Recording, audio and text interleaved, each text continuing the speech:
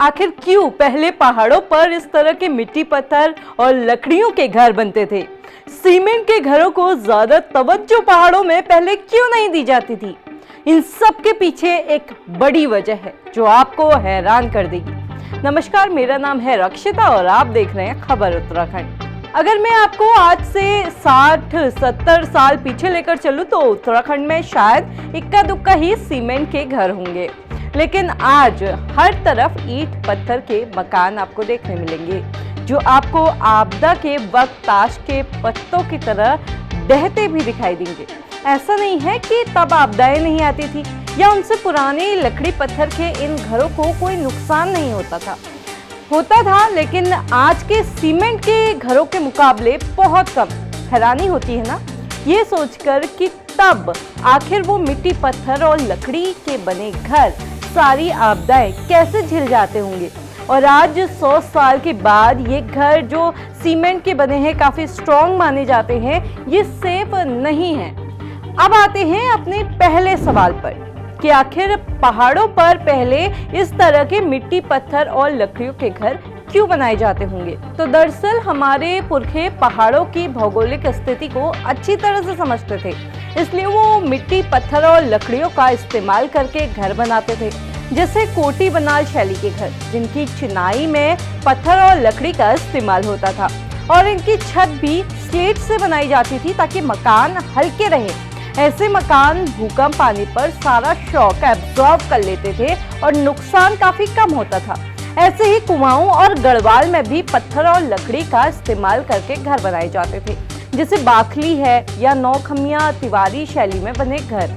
ये बड़े खास घर होते थे जिनमें कमरे ऐसे बनते थे कि पूरा परिवार या बिरादरी एक साथ रहा करती थी। उत्तराखंड में आपने ऐसे पठाल वाले मकान भी काफी देखे होंगे। ये इसलिए बनाए जाते थे क्योंकि यहाँ बर्फ काफी पड़ती थी, तो बर्फ आसानी से नीचे की ओर फिसल कर गिर जाए। साथ ही इसकी खिड़कियां और दरवाजे भी ऐसे डिजाइन किए जाते थे कि सर्द हवाएं इनसे अंदर ना आ सके। तो ये तो हो गई हमारे पारंपरिक घरों की एडवांटेज। अब मैं आपको जो बताने जा रही हूँ वो सुनकर आप हैरान रह जाएंगे। देखिए, सीमेंट काफी ज्यादा पानी सोखता है और वहीं जो पारंपरिक मकान हैं जो नेचुरल चीजों से बने होते हैं हमारी, उन्हें ज्यादा पानी की जरूरत नहीं होती।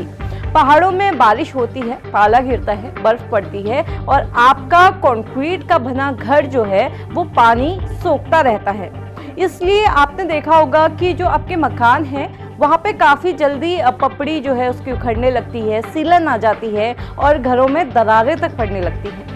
सीमेंट पहाड़ों के लिए कितना खतरनाक है, इसका जीता जागता उदाहरण आप जोशीमठ को ले सकते हैं। जोशीमठ में भूधसाव की खबरें आपने खूब देखी होंगी।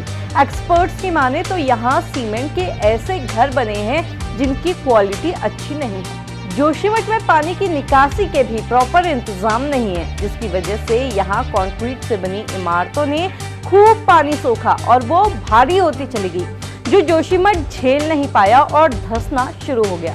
एक्सपर्ट्स का कहना है कि पहाड़ी इलाकों में मैदानी इलाकों की तरह विकास करने की जो होड़ लगी हुई है, उसकी वजह से पहाड़ों की जो कैरिंग कैपेसिटी है उसका लोग ध्यान नहीं दे रहे हैं और भारी कंक्रीट का जाल यहाँ बिछा दिया जा रहा है, जिस वजह से पहाड़ में जगह जगह घरों में दरारें पड़ने लगी हैं। और ऐसे ही कई जगहों से खबरें आ रही है कि घरों में दरारें पड़ गई, ये इलाका धंस रहा है।